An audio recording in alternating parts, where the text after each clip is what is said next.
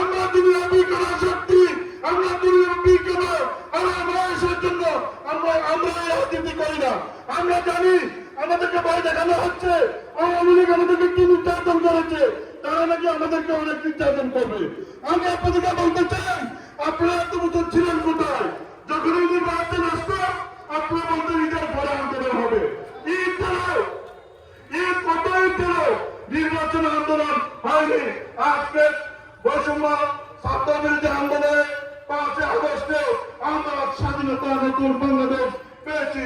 এই বাংলাদেশ নির্মাণের জন্য বাংলাদেশ জামাত ইসলাম ছাড়া অন্য কোন কারো হাতে বাংলাদেশ নিরাপদ নয়, নিরাপদ নয়, নিরাপদ নয়।